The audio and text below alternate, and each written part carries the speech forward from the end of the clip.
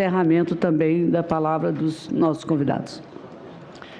Bem, senador Cristóvão Buarque, reafirmando aquilo que disse no início, eu sou admirador de Vossa Excelência de longuíssima data. E a minha intervenção também vai ser minha intervenção final, e o que eu posso falar?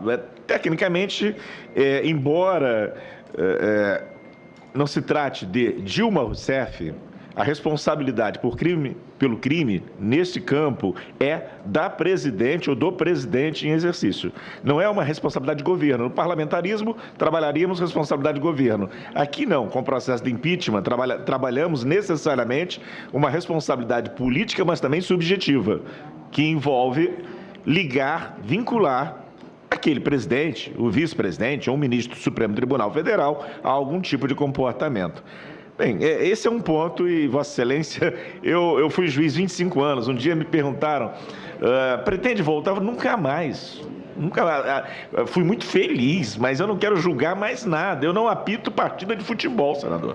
Eu não me envolvo em julgamentos. E não gostaria de estar no lugar de Vossa Excelência, senadores e senadoras, porque é efetivamente dramático o munus que Vossas Excelências irão exercer. Mas é o munus dos senadores, ainda bem que está no Senado. Uma casa, nós assistimos hoje, me parece, aqui é a minha impressão, algo de altíssimo nível. Um debate cansativo, é dever nosso, convidados, mas é nosso dever cívico, é nosso dever cívico. Então, estamos aqui exaustos, mas com algum sentimento de que talvez tenhamos dado alguma contribuição. Mas o debate foi de alto nível e Vossas Excelências têm essa responsabilidade. A pergunta que Vossa Excelência nos fez, e por isso eu pedi, porque a minha resposta vai ser muito simples, eu, na realidade, a devolvo a Vossa Excelência e a toda a classe política. Porque não podem atribuir aos institutos e aos agentes jurídicos a responsabilidade, quer pelo processo de impeachment ou por qualquer outro processo legal, ainda que de natureza comum, resolver uma questão política. Esta questão política ela requisita a atuação dos políticos. Vossa Excelência e outros tantos que estão aqui, senadoras e senadores, remetem a uma... Eu escrevi isso, um texto, esse texto circulou muito. Remetem a um tempo de Ulisses Guimarães, de Franco Montoro, de Mário Covas, de Leonel Brizola, de políticas de altíssimo nível, políticos de altíssimo... O Brasil, da mesma maneira que o Brasil tem o dever de se orgulhar dos seus juristas, dos seus cientistas, do Pinguelli, do Nicoleles, tem também o dever de se orgulhar dos seus políticos, mas eles é que têm que trazer para si essa responsabilidade. Se deixarem com o processo de impeachment, estão deslocando essa responsabilidade. Eu gostaria muito que Vossa Excelência pensasse nisso. Porque, se não há crime de responsabilidade, mas eu sinto que é necessário, respondendo um pouquinho também ao senador Dário, resolver essa situação de qualquer maneira, eu estou deslocando para um procedimento que não é adequado a solução de uma questão política. E esta questão política, Vossa Excelência sabe melhor do que ninguém. Uma questão política na democracia não se resolve com facilidade. Ela se resolve com muita dificuldade e com algum sacrifício de todas as partes. Então, eu não lhe devolvo, como professor, eu não estou lhe devolvendo a pergunta num sentido de que não saberia responder. Estou lhe devolvendo porque, na minha opinião, essa resposta tem que ser dada pela classe política, politicamente. O que eu poderia dizer nas minhas palavras finais? Oposição e situação, nesse momento, elas não devem existir neste juízo político que é o Senado. Oposição e situação devem estar leais à institucionalidade. Se, no seu convencimento, a partir dos elementos, há base para processo, para afastamento, é uma coisa, siga o seu convencimento. Se não há, siga o seu convencimento de que não há. Não podemos ter medo da reação das pessoas por fazer cumprir a Constituição. Porque, como Vossa Excelência impactou naquele momento inicial pela manhã, nós não temos o domínio do futuro, senador. Então, a única bússola, a maneira de reduzir os danos é dizer: O pacto que se construiu aqui em 1987, 1988, nós estamos seguindo. O pacto básico de respeito ao Estado de Direito. Essa é a solução. Vai ter sofrimento, vai ter dano, a classe política vai ter que encontrar o caminho, pelo consenso, na disputa, vai ter que encontrar o caminho, mas não podemos nos desviar, pegar o atalho de procedimentos que não são para isso e, em alguma medida, postergar o problema, em alguma medida, postergar a solução. Fica aqui essa minha palavra final, dê confiança no Senado do meu país, dê confiança nas instituições do meu país, mas de profunda confiança na Constituição do meu país. Um dia, como eu disse a Vossa Excelência, eu fui magistrado, e quando eu tomei posse, eu jurei cumprir a Constituição de 69. Não? O sentido disso, os mais novos não têm ideia do sentido. Eu jurei cumprir uma Constituição que um homem só colocou nesse país e disse que era a ordem jurídica.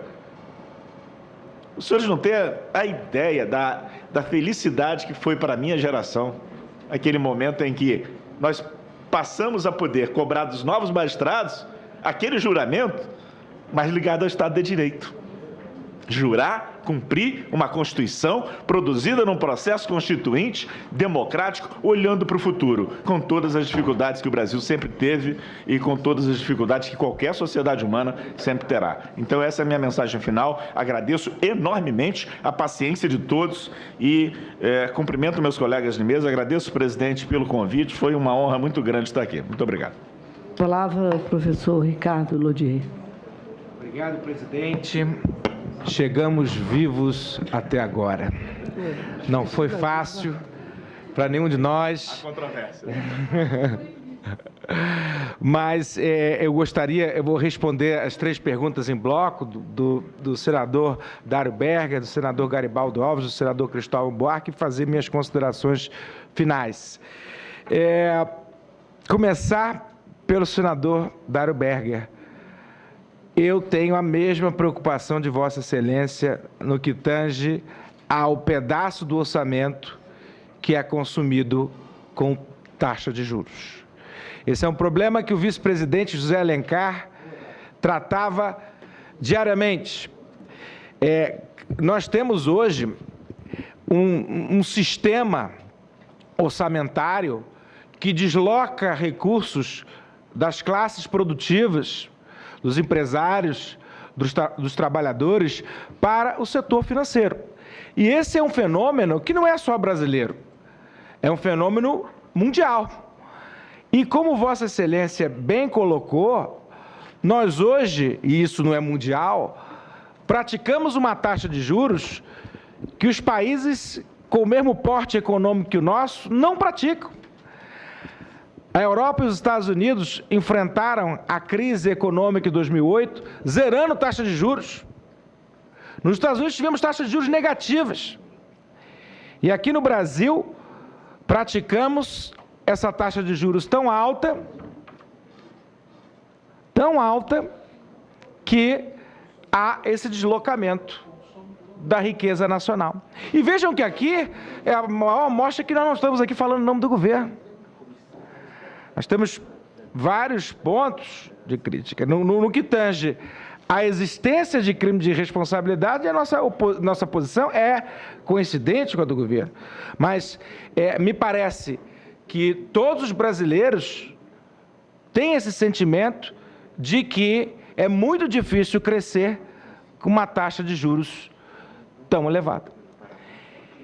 Isso consome fatias do orçamento que faltam em outros lugares. Falta na saúde, falta na educação, falta na segurança pública, falta no transporte, como Vossa Excelência bem colocou. Essa é uma preocupação que eu tenho há muito tempo.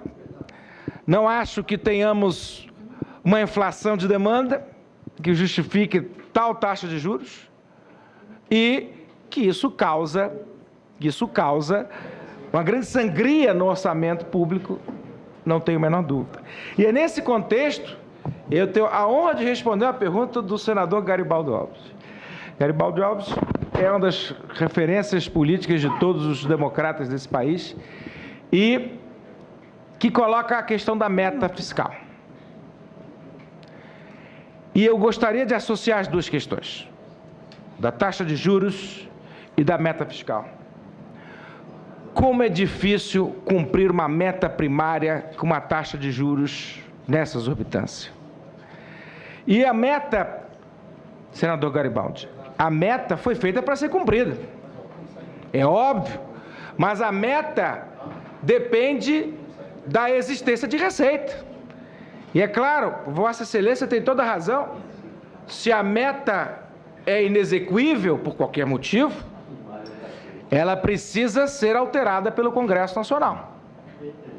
A grande dúvida que nós temos aqui, quer dizer, eu não tenho dúvida, mas a grande questão que nós temos que nos perguntar é se, entre o momento que o governo manda o projeto para cá e a sua aprovação, é possível a edição de decretos que abram créditos suplementares ou não. Essa é a questão que tem que cumprir a meta, todos nós estamos de acordo.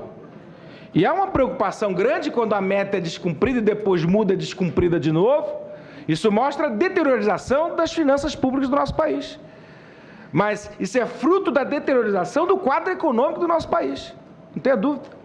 Não me parece que nada disso seja causa, isso é efeito da deteriorização da economia brasileira. Quer dizer, então, a pergunta é, entre o momento que o governo manda o projeto para o Congresso e o momento que o Congresso Nacional aprova esse projeto, pode baixar decreto ou não pode? A resposta que o TCU dava até outubro de 2015 é, pode, está aqui. Eu li mais cedo, não há necessidade de ler de novo. A resposta que o TCU deu é, pode. O que houve foi a alteração dessa interpretação do TCU. Esse voto que Vossa Excelência leu, ele espelha a atual posição do Tribunal de Contas da União, mas não espelhava a posição do Tribunal de Contas da União quando esses decretos foram baixados. Essa preocupação que o senador tem, todos nós temos, mas é preciso entender que as decisões do Tribunal de Contas da União servem como fonte de orientação de todos os gestores públicos do nosso país. E nesse sentido, quando esse voto que Vossa Excelência leu foi proferido, quando o acórdão do TCU veio, o acórdão final veio, em outubro de 2015, o governo federal mudou a sua prática. Evidentemente, nós não podemos ter uma jurisprudência que surpreenda, uma jurisprudência que retroaja. Não é só a lei que não pode retroagir. Vejam, senhores, se a lei que os senhores fazem não pode retroagir, com muito mais razão, a aplicação que os outros poderes e o TCU dão a esta lei que os senhores fazem, evidentemente também não pode retroagir, senão a retroatividade não funciona, porque é o aplicador da lei que dá a sua efetividade. E, por fim, respondendo ao senador Cristóvão, quem eu tenho profunda admiração, tivemos a oportunidade de estar juntos recentemente, ainda não consegui ler aquele livro, existiam coisas para ler aqui nesses dias, mas prometo fazê-lo.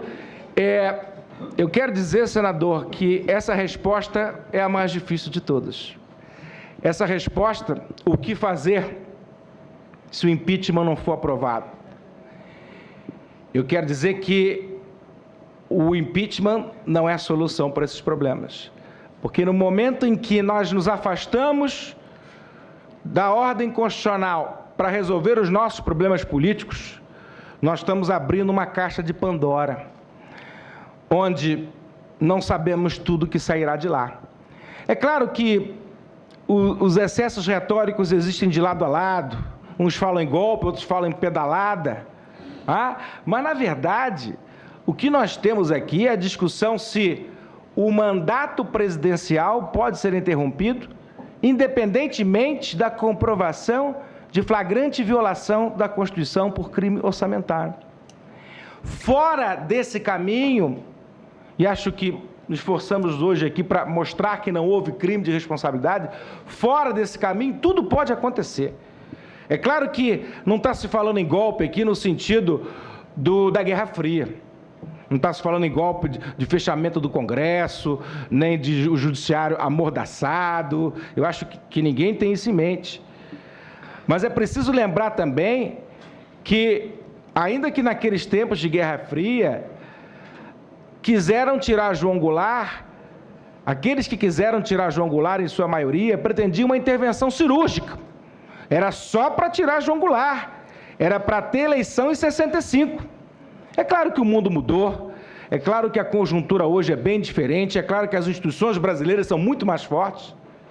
E é justamente por acreditar que as instituições brasileiras são muito mais fortes hoje, que nós temos a confiança que este tribunal, que é político, mas é também jurídico no processamento do impeachment, há de levar em consideração as balizas constitucionais para a solução do processo de impeachment. Me parece que o papel que foi atribuído a este tribunal não passa por um julgamento geral do governo e nem para dar, como o professor Geraldo Prado bem lembrou, uma solução para a nossa crise política. Nós não podemos subordinar às esferas jurídicas a solução de uma crise do nosso presidencialismo de coalizão. Acho que todos nós, brasileiros, e vossas excelências com um papel muito mais importante, tem que pensar como é que a gente vai dar conta desse presidencialismo com o sistema partidário que nós temos hoje no nosso país, com o sistema de financiamento de campanha que nós temos no nosso país. Essas são questões políticas e que o processo de impeachment não vão resolver.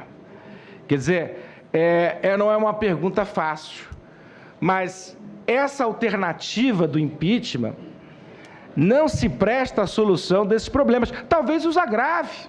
Não temos bola de cristal, alguns acreditam que a situação vai melhorar, outros acreditam que a situação vai piorar, mas vamos convir, impeachment é utilizado para casos de crime de responsabilidade. Impeachment não é utilizado para resolver a relação entre poder executivo e poder legislativo. Temos que pensar em outras soluções. E a sociedade brasileira conta com o Senado Federal, a sociedade brasileira conta com o Congresso Nacional para encontrar esses caminhos e essas soluções. E eu queria agradecer a todos os senhores e senhoras senadoras e senadores a paciência que tiveram conosco ao longo dessas 12 horas e meia, agradecer à presidente, agradecer ao presidente Raimundo Lira, agradecer ao senador Antônio Anastasia, agradecer aos servidores do Senado. Nós fomos recebidos aqui hoje de uma forma fantástica por todos. Reclamar só do cansaço. Quero agradecer também a gentileza dos senadores nas suas perguntas. O nível foi altíssimo. Acho que todos nós temos que nos orgulhar dessa longa jornada que nós tivemos hoje para bem do nosso país. Muito obrigado. Presidente, só um minuto. Primeiro eu fui o último, então vamos ver se dá esse privilégio. É que há uma contradição entre o doutor Marcelo e o doutor Ricardo. O doutor Ricardo diz que a gente precisa baixar a taxa de juros, lembra, Estados Unidos.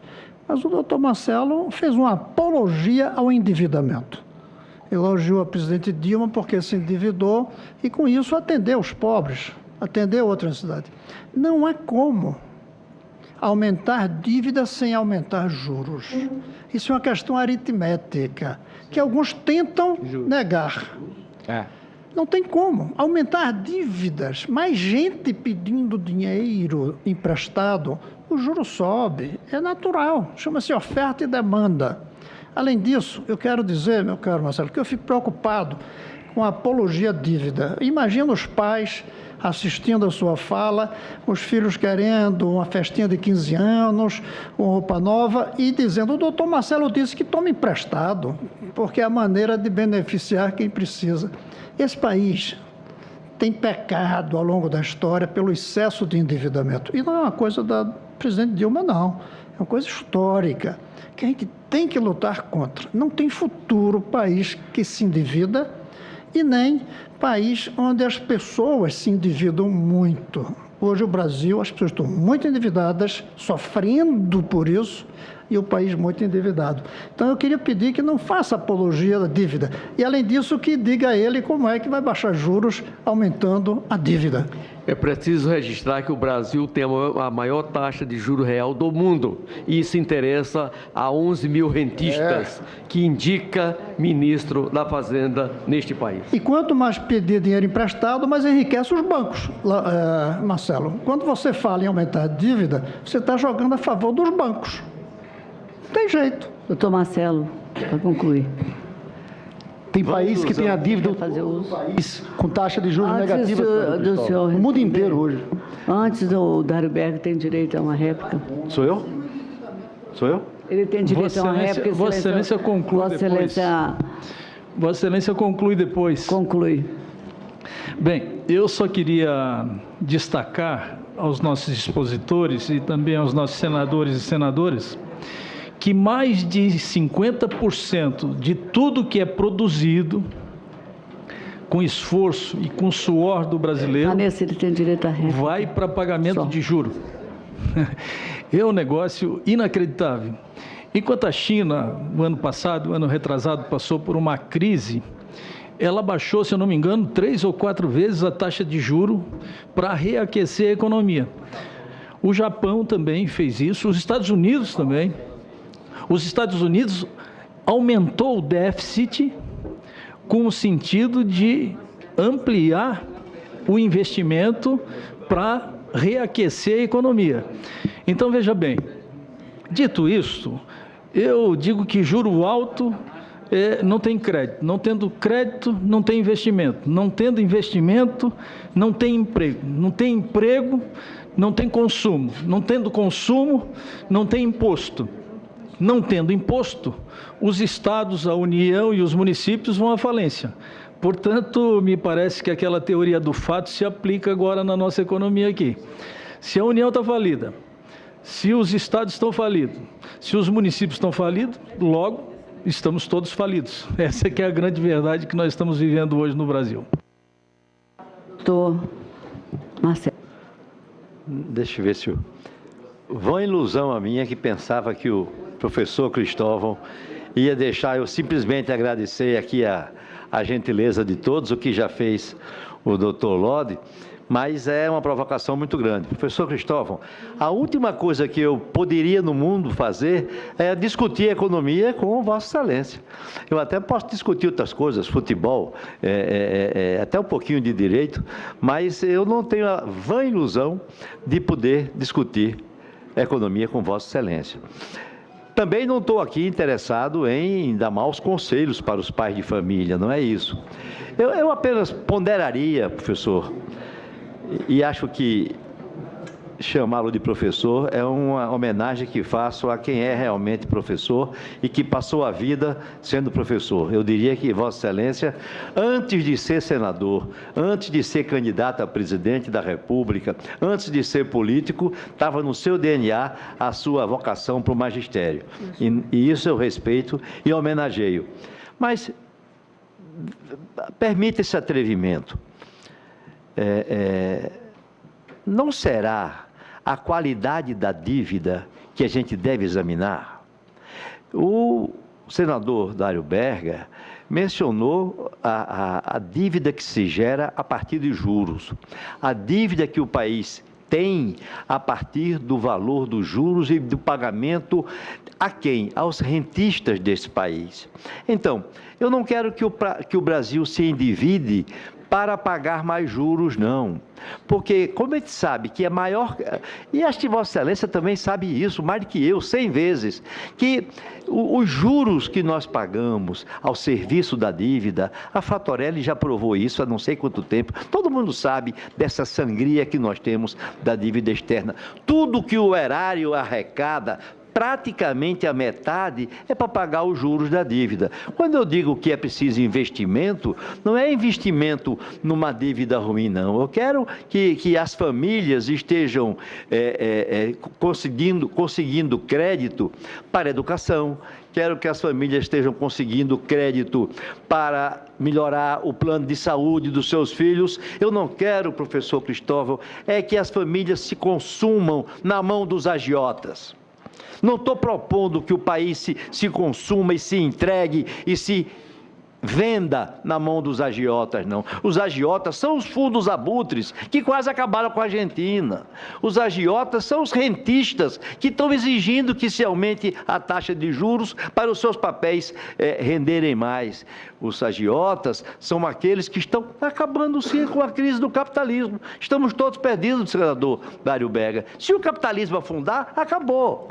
Então, quem está avisando que se o capitalismo não superar a taxa de rendimento a partir do capital e tiver mais rendimento a partir da indústria, não se sustenta, estola. E o sistema não se sustenta em pé. De modo, meu querido professor Cristóvão, veja que pecado mortal eu estou cometendo. Eu queria ponderar se Vossa Excelência não concordaria que se nós aplicássemos melhor o nosso pouco dinheiro e, em vez de entregar metade da arrecadação do Tesouro Nacional para os rentistas, por serviço da dívida, não é? Se nós aplicássemos em infraestrutura, na agricultura, na industrialização do país, não é? Então, não será que isto não é exatamente aumentar a dívida pelo gosto de ser devedor? Ou é de aplicar melhor o nosso dinheiro? E aí, aplicar melhor o nosso dinheiro pode ser uma forma de sair desse buraco. Eu queria também agradecer, já que não vou mais falar, professor Cristóvão, mas vou ouvi-lo, agradecer pela oportunidade, agradecer a todos que mesa, às senadoras e aos senadores, né? E dizer que esta experiência é mais uma experiência que me satisfaz e que me deixa absolutamente gratificado, especialmente pela resposta que eu vou ouvir agora do professor Cristóvão Buarque. Eu gostaria de encerrar, não sei se Vossa Excelência vai falar. Ele pediu porque, para dar sua resposta. sinceramente, aqui todos estão exaustos. Eu também. Se Vossa Excelência quiser, vai demandar uma nova resposta e alguns estão pedindo, pelo amor de Deus, para encerrar. Então, a Vanessa nem enxerga mais a mesa, né, Vanessa? Eu queria agradecer a presença do Dr. Geraldo Luiz Mascarenhas Prado, professor de Direito Processual Penal da Universidade Federal do Rio de Janeiro e investigador do Instituto de Direito Penal e Ciências Criminais da Faculdade de Direito da Universidade de Lisboa. Queria agradecer também ao doutor Ricardo, que fez aqui um dos papéis mais bonitos do seu debate, que foi elogiar e dar uma declaração de amor à sua esposa, que as mulheres estão merecendo. Professora adjunta de Direito Financeiro da Universidade do Estado do Rio de Janeiro. Marcelo, não sabemos se ele vai direto, né? Mas ele fez a declaração. Uma pessoa que admiro muito, que é o professor, o ex-presidente da OAB, Marcelo Lavener. E agradecer também aqui, em nome de todos que aqui estão, o nosso documentarista aí, o senhor Manel e Antônio Siqueira, que serviu a todos com água e café o dia inteiro, como nós trabalhamos. Agradecer aos jornalistas, seguranças, os que participam dessa sessão. Eu peço sim, só um minutinho, Vanessa Graziotin. Eu tenho que colocar em votação a ata da 4ª reunião solicitando a dispensa da leitura, se todos estiverem de acordo. Aprovado. A ata está aprovada. Nada mais havendo a tratar, agradeço a presença de todos, convidando para a próxima reunião a ser realizada amanhã, no dia 4 de maio, às 13h30, neste plenário, com a finalidade exclusiva da apresentação do relatório pelo relator e concessão de vista coletiva. Não haverá discussão e nem lista de oradores. Declaro encerrada a presente sessão.